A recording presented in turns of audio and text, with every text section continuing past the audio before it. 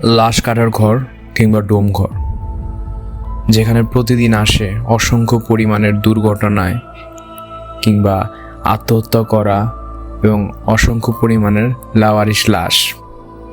আর এই ডোমঘর কিংবা লাশ ঘরের কর্মরত প্রত্যক্ষদর্শী মানুষের সাথে প্রতিদিন মূলত একটি কিংবা দুটি নয়, এরকম অসংখ্য পরিমাণের রহস্যময় এবং ভৌতিক ঘটনার সম্মুখীন হয় তারা।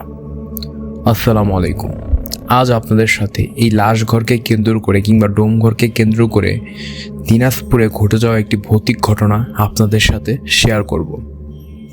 মূলত এই ঘটনাটি আমাদেরকে পাঠিয়েছেন দিনাজপুর থেকে রহিম নামের একটি ভাই। মূলত তার চাচার সাথে এই ঘটনাটি ঘটে এবং তার চাচার কাছ থেকে সেই সম্পূর্ণ ঘটনাটি শুনে আমাদেরকে পাঠিয়েছেন এবং তার চাচার নাম ছিল সাদ্দাম। তো চলুন দেরি না করে সেই সাদ্দাম সাহেবের সাথে ঘটে যাওয়া ঘটনাটি আমরা উপভোগ করি। তো ঘটনাটি ঘটে 2019 সালে এবং যেই সাদ্দাম সাহেব তার হয়ে ঘটনাটি আমি বর্ণনা করি। 2019 সালে দিকের ঘটনা, দিনাজপুরের একটি সরকারি হাসপাতালের পাশে একটি ডোম ঘরে বা লাশ ঘরে আমি সেখানে কাজ করতাম, লাশ কাটাকাটি সহ বিভিন্ন রকম কাজে। এবং আমার এই কাজে সহায়তা করতো আমার একটা ভাইগনা, যদিও তার বয়স ছিল খুবই অল্প বলতে তার বয়স ছিল 16 কিংবা 17 বছর। দীর্ঘ 5 বছর ধরে সে আমাকে বিভিন্ন কাজে সহযোগিতা করতো। মূলত কৌতূহলবশতী ছোট থেকেই সে আমার সাথে এই লাশ ঘরে আসতো, দেখতো এবং ধীরে ধীরে সে এটা কাজ করার ইচ্ছা পোষণ করে। যদিও সে সরাসরি এখনো কাটাকাটি করে না, তবে সে আমাকে বিভিন্নভাবে সহায়তা করতো, যন্ত্রপাতি আগায় দিত, প্যাকেট করে দিত। তো ঘটনাটি ঘটে 2019 সালের একটু মাঝামাঝি সময়। আর আমার সেই ডোম ঘরে আমার কাজ করার সময় ছিল সকাল 9টা থেকে নিয়ে রাত 8টা পর্যন্ত, এশার নামাজ পর্যন্ত, এশার আজান পর্যন্ত। তো এশার আজান দিলে আমার ডিউটি শেষ হতো। তো বরাবরের মতো সেদিনও আমার কাজ শেষ হয়। আমি আর আমার ভাইগনা দুজন লাশ ঘরে ডোম ঘর তালা মেরে আমরা যে যার মতো বাসায় চলে যাই। তো যাওয়ার পর ঘন্টাখানিক পর রাত 10:30টার দিকে আমাকে মেডিকেল থেকে আমার যে স্যার অর্থাৎ যে ডাক্তার আমাকে ফোন দিয়ে বলল, সাদ্দাম তুমি কোথায়? আমি বললাম, স্যার আমি তো বাসায় চলে আসছি। তো বলতে, সাদ্দাম একটা ইমার্জেন্সি কেস আছে। তো আমি বললাম, কি ধরনের স্যার? তো বললো, একটা আত্মহত্যার লাশ আসছে, লাশটা নিয়ে একটা মামলাও আছে, আর কালকে সকালের মধ্যে একটা আমাদের সিদ্ধান্ত যেতে হবে। তো আমাদেরকে আজকে রাত্রি এটা পোস্টমর্টম করতে হবে লাশটা, ইমার্জেন্সি আর্জেন্টভাবে। তো আমাকে খুব জোরাজোরি করলো। তো আমি পরে বললাম, যাচ্ছে স্যার আমি আসতেছি কিছুক্ষণের মধ্যেই। তো বলে রাখা ভালো যে আমরা যারা মূলত লাশ ঘরে কাজ করি বা ডোম ঘরে কাজ করি, আমরা প্রায় সময় কাজ করার আগে একটু নেশাপানি করে নেই, কারণ কোনো স্বাভাবিক মানুষের জন্য এটা মোটেও সহজ ব্যাপার না একটা লাশকে কাটা ছেঁড়া করার। তো আমি স্যারের কাছ থেকে সময় নিয়ে একটু নেশাপানি করার পর আমি আমার ভাইগনাকে ফোন দিই। তবে এদিকে আরেকটা উল্লেখযোগ্য বিষয় হচ্ছে, এই কাজে দীর্ঘ 5 বছর ধরে আমার ভাইগনাতে ছিল, সে সম্পূর্ণ স্বাভাবিকভাবে আমার সাথে কাজ করতো।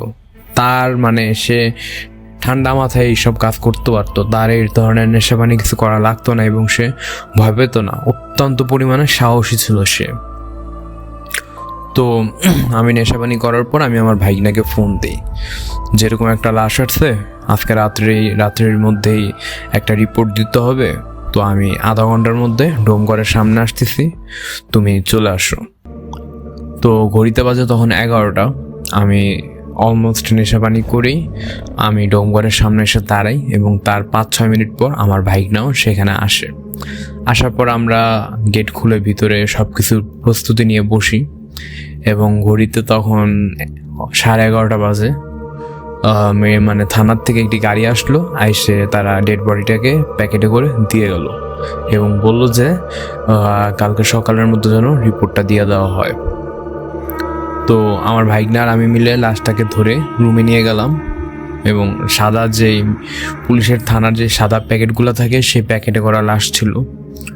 তো আমরা প্যাকেটটা খুলবার পর দেখি যে একটা মধ্যবয়সী পুরুষের একটা ডেড বডি। অলমোস্ট তার বয়স হবে 40 কিংবা 45-এর মতো।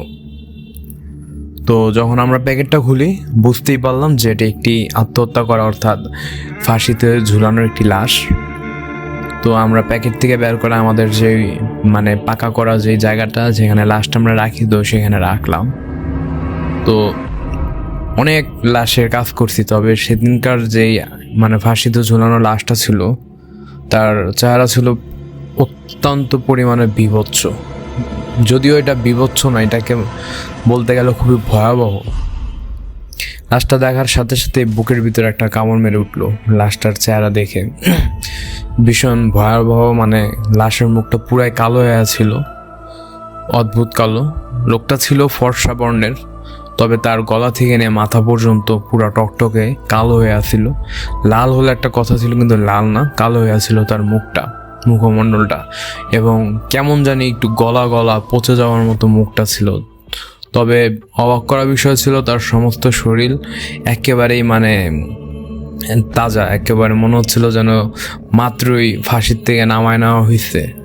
যদিও ঘটনাটি আজকেরই, তবে তার মুখমণ্ডল দেখে মনে হচ্ছিল যেন 5-6 দিন ধরে লাশটা কোনো একটা রুমে পড়ে আছিল। তো যাই হোক, স্বাভাবিকভাবে লাশটা উঠানোর পর আমার ভাতিজাকে আমি বললাম যে যন্ত্রপাতিগুলো দাও, এটার কাজ শুরু করে দেই, এমনিতে রাত হয়ে গেছে অনেক। ঘড়িতে তখন 12টা বেজে গেছে এগুলা সেটিং করতে। তো সর্বপ্রথম আমরা যে কাজটা করি আগে, যে লাশের সাইজটা, তার শরীরের বর্ণের রং, এগুলো আমরা সব কাগজে লিখতে লাগলাম। লেখার পর চূড়ান্ত কাজ যখন শুরু করব, তো আমরা ডোমঘরের সর্বপ্রথম কাজ করি কি, তার বুকটা আমরা প্রথমে ফাড়ি, মানে হার্টের জায়গাটা, খাঁচাটা আমরা ফাড়ে সেখান থেকে হার্ট, কিডনি এগুলো আমরা বের করি। তো ভাগনাকে বললাম যে হাতুড়ি আর কুড়ালটা দাও, হাতুড়িটা দাও। তো আমি তার বুকে ওটা আমার লোহার ওইটা গাথাই দিয়ে হাতুড়ি দিয়ে একটা বাড়ি মারি, তো সেই জায়গায় একটা ফুটো হয়ে যায়। পরে আমরা চাপাটি নিয়ে সেখানে একাধিক কোপ দিয়ে তার বুকটা আমরা ফাড়ি। তো ফাড়ার পর তার বিভিন্ন অর্গানস যেগুলো আছিল সেগুলো আমরা বের করি। তো বের করে আমি বিভিন্ন প্যাকেটে রাখতে লাগলাম। একটা সময় মানে এই জিনিসটা আমরা কাজে খুব মগ্ন ছিলাম, তার উপর তো আমি একটু মাতালো আসছিলাম। তবে আমার ভাইগনা আমাকে বললো যে মামা, বললাম কী হলো? তো বলতেছে লাশটার না চোখ খোলা। তো আমরা এটা খেয়াল করছি, লাশটা যখন আমরা বের করি তো তার চোখ বন্ধই আসছিল। তো আমি তাকিয়ে দেখে যে লাশটার চোখ একেবারে খোলা, বড় বড় চোখ করা, মিটমিট করে, মানে একেবারে বড় বড় চোখে মানে তাকায় আছেন। তো ব্যাপারটাকে বেশি গাঢ়ভাবে না নিয়ে তার চোখটাকে আবার বন্ধ করে আমরা আবার কাজ শুরু করি। অন্যান্য অর্গ্যানসগুলো আমরা কাটা শুরু করি, পার্টগুলা মাথার খুলি। তো আমি যখন খুলি কাটার জন্য হাতুড়ি বা করাত নিলাম, আমি আবারও খেয়াল করলাম যে লাশটার চোখ খোলা। এবার আমি খেয়াল করলাম, আমি ভাগনাকে বললাম তুই কি মানে মাথাটা কি নাড়াচাড়া দিছো? তা বলতেছে না মামা, আমি তো ওগুলো আমি ধরি নাই। তা আমিও ধরলাম না, তুমিও ধরলা না, তো এদিকে হইলো কি, মানে তার চোখটা কিভাবে খুললো? তো এবার একটু মনে ভয় লাগা শুরু হলো। আমরা তার চোখটা আবার বন্ধ করলাম। বন্ধ করার পর তো এদিকে একটু বলে রাখা ভালো যে তার বুক থেকে নিয়ে পেট পর্যন্ত পুরাটাই আমরা ফাইড়ে ফেলছিলাম, এবং ভিতরের সব জিনিস মানে অর্গানসগুলা আমরা পার্টগুলা বের করে ফেলি। তো কাজ করলাম, তারপরে মাথার খুলিটা আমরা করাত দিয়ে কাইটে বের করার পর মানে আমি যখন ফ্রিজটা খুললাম, আমার ভাইটাকে ডাক দিলাম। ফ্রিজে আমরা কিছু জিনিসগুলো রাখলাম, রেখে ঠপাস করে একটা সাউন্ড হলো। পিছে তাকিয়ে দেখলাম লাশটা উপর থেকে নিচে পড়ে গেছে। তো আমরা এটা দেখে একটু আঁতকে উঠলাম যে এটা কিভাবে সম্ভব, একটা লাশ পড়ে যাওয়ার তো কথাই আসে না। আর এটা কোনো উঁচা নিচা জায়গা না যে এটা উপর থেকে পড়বে, পুরো সমতল একটা জায়গা পাকা করা। তো আমার ভাইগনা আমার দিকে তাকায় আছে, আমি ভাইগনার দিকে তাকায় আছি যে ব্যাপারটা হইল কি। তো তাৎক্ষণিক আমরা একটা ব্যাখ্যা দিলাম যে হয়তোবা তার বিভিন্ন পার্ট কাটাকাটি করতেছি, রগে টানা লাগতেই পারে, হয়তোবা টানা খায় একটু নড়াচড়া দিয়ে উঠছে, যার কারণে লাশটা পড়ে গেছে। যদিও এটা কোনো যুক্তির ভিতর পড়ে না। তো আমরা তাৎক্ষণিক কাজটা আগায় নেওয়ার জন্য, আমরা একে অপরকে সান্ত্বনা দেওয়ার জন্য আমরা এই কথাটা বলে আমরা লাশটা ধরাধরি করে আবার উঠি। উঠার পর এইবার মানে আমি আমার কর্মরত জীবনের মধ্যে এই প্রথম আমি উপলব্ধি করলাম যে পুরো রুমটা কেমন জানি ঠান্ডা হয়ে আসলো, একটা থমথমে পরিবেশ বিরাজ করতেছে রুমটার ভিতরে, কেমন জানি ভারবার মনে হতেছিল রুমটা। তো কারো মুখে কথা নাই, চুপচাপ কাজ করে যাইতেছি। এর মধ্যে রাত্রে 12:30 বাজে যায়, হঠাৎ বিদ্যুতের সমস্যা দিল, লাইট চলে গেল। মানে লাইট আসতেছিল যাচ্ছিল। তবে বেশ অবাক লাগছিল এই ঘটনাটা, কারণ পাশে যে মেডিকেল ছিল সেই মেডিকেলে এরকম কারেন্টের কোনো সমস্যা করতেছিল না, এবং দূরে যত বাসাগুলো দেখতেছিলাম সেই বাসাতেও কারেন্টের সমস্যা হচ্ছিল না। তবে এইখানে বিচ্ছিন্নভাবে ঘটনাটা বেশ মানে মনের মধ্যে নানা রকম প্রশ্নের নাড়া দিতে লাগলো।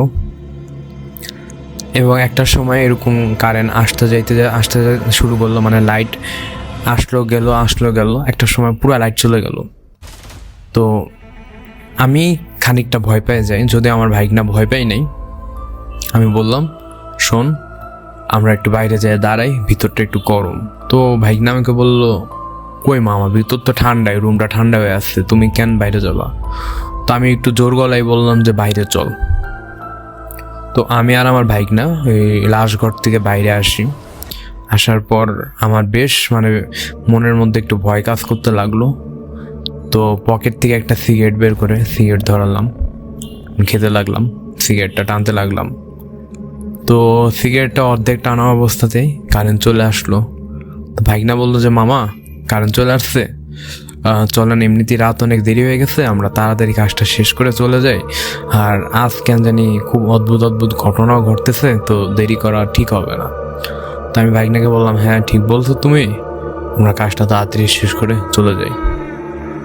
তো আমি যখন লাশ ঘরে ঢুকি, আমি যে দৃশ্যটা দেখতে পাই, মানে এরকম দৃশ্য আমি আমার কর্মজীবনে যে কোনোদিন দেখবো বলে আমি কোনোদিন আশা করি নাই।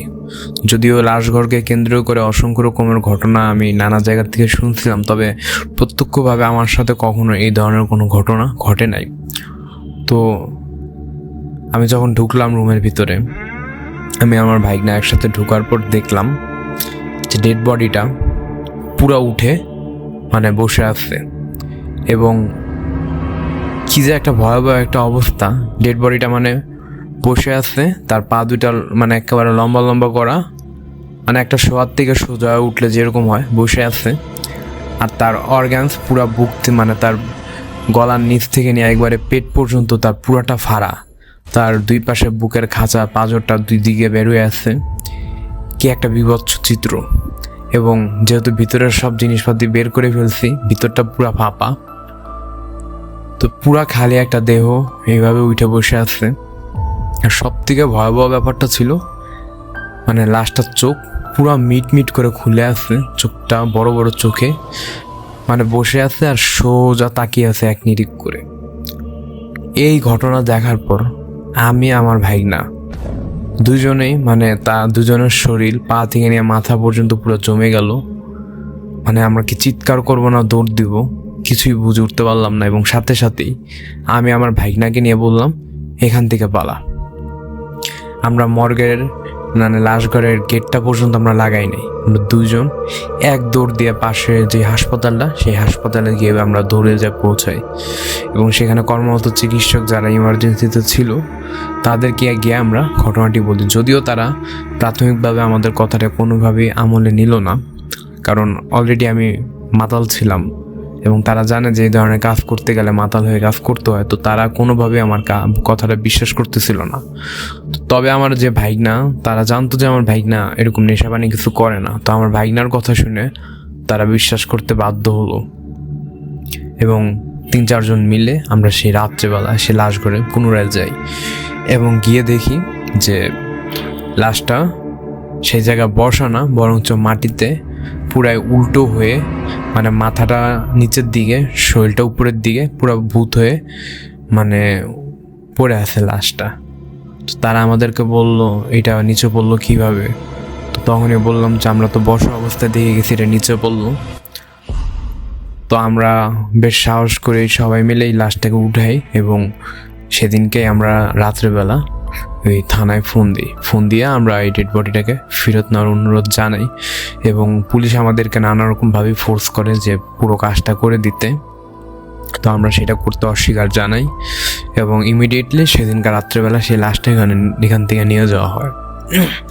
তবে এই পুরো ঘটনাটি ব্যাখ্যা জানার জন্য পরদিন আমি আমার মেডিকেলের যে স্যার, সেই স্যারের সাথে আমি কথা বলি যে স্যার গতকাল রাতে যা ঘটলো তা তো আপনি শুনছেনই, তো এমনটা হওয়ার কারণটা কি, বা এটা কিসের, মানে কী ধরনের আত্মহত্যা, এটার কি আপনি কোনো ইতিহাস জানেন? তো তখন স্যার আমাকে বলল যে আসলে যে ব্যক্তিটি মারা যায় সেই দিনাজপুরের একটি এলাকায় সে তান্ত্রিক নামে পরিচিত ছিল।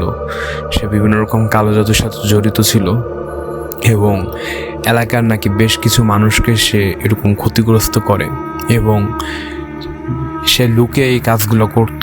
এবং একটা সময় যখন এলাকায় জানাজানি হয়ে যায় যে এই কালো জাদুর পিছনে বা ক্ষতির পিছনে তার হাত ছিল, তো এলাকার মানুষ তাকে বিভিন্নভাবে অত্যাচার নির্যাতন শুরু করে, মারধর শুরু করে এবং তার সাথে খুবই খারাপ আচরণ শুরু করে। এবং একটা সময় সে এগুলো সহ্য করতে না পেরে গতকাল সে তার রুমে ফ্যানের সাথে দড়ি বেঁধে আত্মহত্যা করে।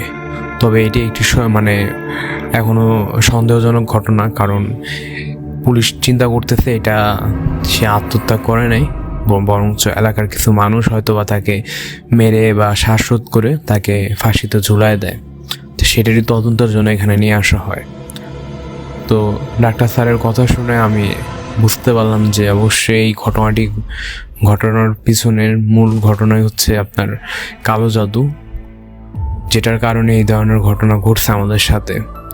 তো এই ঘটনার ব্যাখ্যা আমার কাছে এতটুকু ছিল, এর বাইরে আর কোনো ব্যাখ্যা আমি পাই নাই, আর আমি বোঝার চেষ্টাও করি নাই।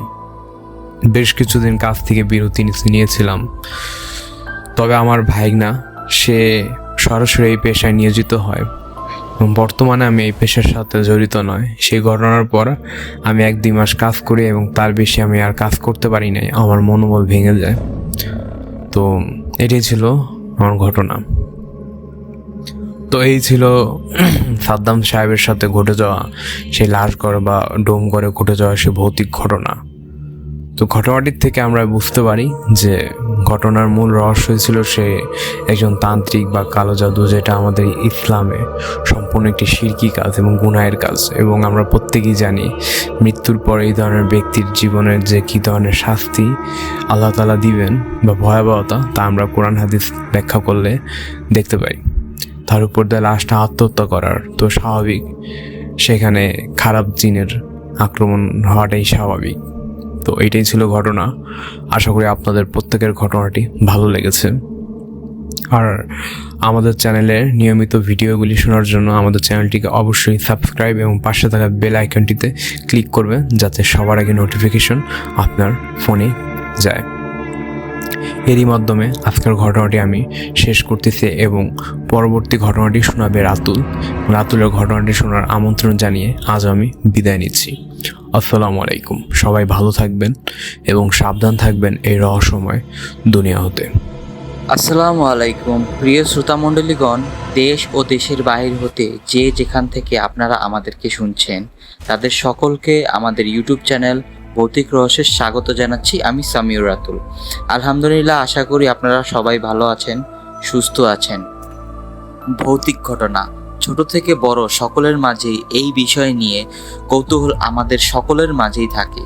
এই সকল কৌতূহলের জন্য অনেকের কাছে কোনো না কোনো ধরনের ভৌতিক ঘটনা জানা থাকে। আপনাদের এরকম সত্য ভৌতিক ঘটনা জানা থাকলে আমাদেরকে পাঠাতে পারেন। ঘটনা পাঠানোর জন্য ডেসক্রিপশনে থাকা ইমেল অথবা হোয়াটসঅ্যাপ ফোন নাম্বারের মাধ্যমে আমাদের সাথে আপনাদের জানা ভৌতিক ঘটনা শেয়ার করতে পারেন। কথা না বাড়িয়ে সরাসরি ঘটনাতে চলে যাচ্ছি। এখন আমি আপনাদের সাথে যে ঘটনাটি শেয়ার করতে যাচ্ছি সেটি আমাকে পাঠিয়েছেন রাজশাহী থেকে আরিফ ভাই ইমেলের মাধ্যমে। আরিফ ভাইয়ের নানার সাথে এবং তার মামার সাথে ঘটেছিল ঘটনাটি। এই ঘটনাটি ঘটেছিল প্রায় 20 বছর আগে এবং ঘটনাটি আরিফ ভাই জানতে পেরেছিল তার নানির কাছ থেকে। আরিফ ভাইয়ের নানা সেদিন বাজারে গিয়েছিল বাজার করতে। সেখানে বাজার করতে গিয়ে তার এক বন্ধুর দোকানে ক্যারম খেলা হতো, তো সেখানে গিয়ে ক্যারম খেলা খেলতে লাগলেন তিনি। বাজার করার কথা তখন তিনি ভুলেই গিয়েছিলেন। ক্যারম খেলতে খেলতে তিনি সময়ের কথা ভুলেই গিয়েছিলেন। সন্ধ্যা হওয়ার পর সে তার বাড়ির উদ্দেশ্যে রওনা দিয়েছিলেন। সন্ধ্যার সময় হাঁটতে হাঁটতে বাসার দিকে যাওয়ার সময় নানার প্রকৃতির ডাকে সাড়া দেওয়ার অনেক দরকার পড়ে। তখন সে হাঁটতে হাঁটতে রাস্তার পাশে থাকা একটা পুরানো গাছের নিচে প্রকৃতির ডাকে সাড়া দিয়ে সে তার বাসায় চলে যায়। বাসায় আসার পর তার সাথে ঘটনা ঘটা শুরু হয় প্রায় 1 সপ্তাহ পর। নানা হঠাৎ করে লক্ষ্য করলো যে তার ডান পা আস্তে আস্তে সরু হয়ে যাচ্ছে। প্রথম দিকে নানা তেমন একটা পাত্তা দিল না, কিন্তু আস্তে আস্তে তার পা অবশ হয়ে গেল। পা অবশ হওয়ার পর নানার দৈনন্দিন জীবনের সকল প্রকার কাজে বাধা পেল। নানা ঠিক মতো হাঁটতে পারতো না, নড়তে পারতো না, এমনকি এমন সময় হয়ে গেল নানা একটা গ্লাস পানি ঢেলেও খেতে পারতো না, এমন অবস্থা। তো এরকম অবস্থা চলতে থাকার সময় এক সময় কানে শোনাও বন্ধ হয়ে গেল। একদমই কানে শুনতে পেত না তিনি। একদিন রাতে যখন নানা নানির সাথে ঘুমিয়েছিল গভীর রাতে, তখন প্রায় ফজরের আজান দেওয়ার কিছুক্ষণ আগের ঘটনা। তখন নানা হঠাৎ পাগলের মতো করা শুরু করলো। নানা তখন উঠে দাঁড়িয়ে খাটের উপর লাফাতে থাকলো। নানি অবাক হয়ে এবং ভয়ে ভয়ে নানাকে জিজ্ঞেস করলো, কি হয়েছে আপনার? এটি বলার পর নানা নানির উপর ঝাঁপিয়ে পড়ে তার গলা চেপে ধরলো এবং তার দাঁত লেগে গিয়েছিল এবং গঙ্গিয়ে গঙ্গিয়ে ওই অবস্থাতেই নানা গম্ভীর ভয়ঙ্কর মোটা গলা নানিকে বলতে লাগলো, তোকে আজকে মেরেই ফেলবো। নানির এখানে ভয় অবস্থা খারাপ এবং গলা জোরে চেপে ধরায় তার শ্বাস নিতে কষ্ট হচ্ছিল। ঠিক ওই সময়ই ফজরের আজান দিল। তখন নানা ওই অবস্থাতেই অজ্ঞান হয়ে খাটে পড়ে গেল। নানি তখন খুব ভয় পেয়েছিল। পরের দিন নানি ভয়ে এই ঘটনা কারোর সাথে শেয়ার করেনি। পরের দিন নানা ঠিক আগের মতো অবস্থা, ঠিক মতো পানি ঢেলে খেতে পারে না, পা অবশ, ঠিক বিছানায় পড়ে থাকতো। কিন্তু রাতে নানা উঠে গিয়ে একদম পাগলামি শুরু করতে থাকতো। নানির গলা চেপে ধরে বলতে থাকতো, আজ তোকে মেরেই ফেলবো। ঠিক ফজরের আজান দিলে নানা আবার বিছানায় পড়ে যেত। ফজরের আজানের ঠিক আগ মুহূর্তে এই সকল ঘটনাগুলো ঘটতো। নানি এই ঘটনা দ্বিতীয় দিন ঘটার ফলে ঘরের বাকি মেম্বারদের সাথে এই ঘটনা শেয়ার করলো। নানি সবার আগে মামার সাথে এই ঘটনা শেয়ার করলো। এই ঘটনা মামা জানার পর তার পরিচিত অনেক ডাক্তার দেখালো, কোনো লাভ হলো না। তারপর হাসপাতালে গিয়ে অনেক ডাক্তার দেখালো, কিন্তু কোনো ডাক্তার দেখিয়ে কোনো লাভ হলো না। কোনো ডাক্তারই কি রোগ হয়েছে সেটি ধরতে পারে না। এরপর অনেক কবিরাজও দেখানো হলো, কিন্তু কেউই কোনো সমাধান খুঁজে পেল না। হঠাৎ একদিন নানা আবার আগের মতো পাগলামি করা শুরু করলো এবং এই দিন নানা খুব বেশি পাগলামি করতে করতে নানির গলা চেপে ধরে দাঁত লেগে গিয়ে বলতে লাগলো, আজই তোর শেষ দিন। এটি বলেই নানার দাঁত খুব জোরে লাগার কারণে নানার 2 দাঁত ভেঙে গেল। তখন ফজরের আজান দিল এবং নানা নিস্তেজ হয়ে খাটে শুয়ে পড়ল এবং ওই দিনই নানা মারা গিয়েছিল। সকালে উঠে মামা এসে দেখলো যে নানার 2টা দাঁত ভেঙেছিল। নানা মারা যাওয়ার পর সকলেই ভেবেছিল যে ঘটনা এখানেই শেষ, কিন্তু না। নানা মারা যাওয়ার 40 দিন পর মামা যখন তার ঘরে ঘুমিয়েছিল, ঠিক ফজরের নামাজের কিছুক্ষণ আগে মামার ঘুম ভাঙলো। ঘুম ভেঙে যাওয়ার পর মামা খেয়াল করলো যে ঘরটা খুব গম্ভীর হয়ে আছে এবং সে মনে করলো ঘরের ভিতরে সে ছাড়া অন্য কেউ আছে। কিছুক্ষণ পর সে খেয়াল করলো তার গায়ের উপর কেউ ভর দিয়ে উঠে আছে। তার হাত পা পুরো শরীরই হঠাৎ অনেক ভারী হয়ে গেল। সে উঠে বসে কাউকে যে ডাক দিবে সেই শক্তিটুকু মামা পাচ্ছিল না। মামা ভাবলো যে হয়তো তার বাবা মারা গিয়েছে, এই জন্য তার এমন অবস্থা হচ্ছে। তারপর মামার সাথে তেমন আর কিছু ঘটেনি। সেদিন সে ঘুমিয়ে গিয়েছিল। প্রায় 1 মাস পর মামার অবস্থাও ঠিক নানার মতো হতে লাগলো। মামার ডান পা হঠাৎ সরু হয়ে যাচ্ছে। তখন তার পরিবারের সবাই খুব উদ্বিগ্ন হয়ে গেল। পরিবারের সবাই ঠিক আগের মতো ডাক্তার, কবিরাজ যা আছে সবাইকে দিয়ে এই সমস্যা সমাধানের চেষ্টা করছিল, কিন্তু কোনো লাভ হচ্ছিল না। দিন যত যাচ্ছিল মামা আস্তে আস্তে অসুস্থ হতে লাগলো। হঠাৎ একদিন সে চোখে দেখা বন্ধ হয়ে গেল। তারপরের দিন কানেও শুনতে পেল না। অবাক করা বিষয় হচ্ছে মামা মানুষের বলা কথাগুলো শুনতে পেত না, কিন্তু জিনিসপত্র যদি পড়ে যেত সেগুলো শুনতে পেত। কেউ পাশ দিয়ে হেঁটে গেলে হাঁটার আওয়াজ শুনতে পেত। এভাবে তার অবস্থা আস্তে আস্তে খারাপের দিকে যেতে লাগলো। তখন পরিবারের সবাই খুব চিন্তিত হয়ে গেল। এত কবিরাজ, এত ডাক্তার দেখানোর ফলেও কোনো লাভ না হওয়াতে শেষমেশ নানি তার আশা ছেড়ে দিল এবং ভেবেছিল হয়তো আর চেষ্টা করেও লাভ নেই, মামাকে আর বাঁচানো সম্ভব না। কিছুদিন পর মামা হঠাৎ এক রাতে বমি করে অবস্থা খারাপ হয়ে মারা যায়। তার কিছুদিন পর মামার এক ঘনিষ্ঠ বন্ধু ছিল। সে স্বপ্নে দেখে একটি বড় চিল তার খাটের পাশে এসে বলতে লাগলো যে তোর বন্ধুর বাবাকে শেষ করেছি, তোর বন্ধুকে শেষ করেছি, এবার তোর পালা। এটি স্বপ্নে দেখে সে নানির কাছে এসে তার স্বপ্নের ঘটনা শেয়ার করে। নানি খুব চিন্তায় পড়ে গেল। অনেক কষ্টে সন্ধান করে একজন হুজুরের সন্ধান পায় যে এই সকল সমস্যা সমাধানের জন্য পারদর্শী। নানি দেরি না করে তার পরের দিনই সেই হুজুরের কাছে যায়। সে হুজুরের কাছে যাওয়ার পরই হুজুর তাদের দেখে চিনে ফেলল এবং বলতে লাগলো যে তোমাদের সাথে এই ঘটনা ঘটেছিল। নানি এবং আমার বন্ধু অবাক হয়ে শুনতে থাকে। তারপর নানি অনেক মিনতি করে তার কাছে সাহায্য চাইল। তারপর সে বলল যে আগামীকাল তাদের বাসায় যাবে, আপনারা এখন চলে যান। নানিরা সেদিন চলে আসলো। তারপরের দিন হুজুর এসে সে মামার বন্ধুকে নিয়ে একটি ঘরে একা নিয়ে তার উপর জিনগুলোকে হাজির করলো এবং হুজুর জিজ্ঞাসা করলো যে তোদের সমস্যা কি, বাপ ছেলেকে মেরেছিস, এই ছেলেটার কি দোষ? তখন সে জিনগুলো বলল যে আমরা এর বংশকে নির্মূল করে দিব।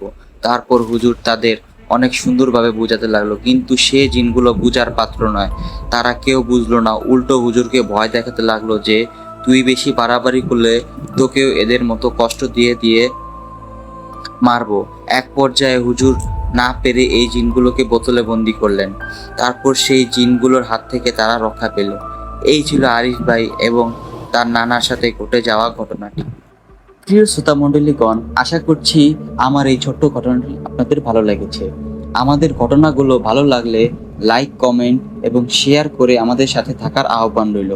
এবং আপনি আমাদের চ্যানেলে নতুন হলে অবশ্যই সাবস্ক্রাইব এবং পাশে থাকা বেল আইকন ক্লিক করতে ভুলবেন না। পরবর্তী ঘটনা শোনার আমন্ত্রণ জানিয়ে আজকের মতো বিদায় নিচ্ছি। আল্লাহ হাফেজ। আসসালামু আলাইকুম।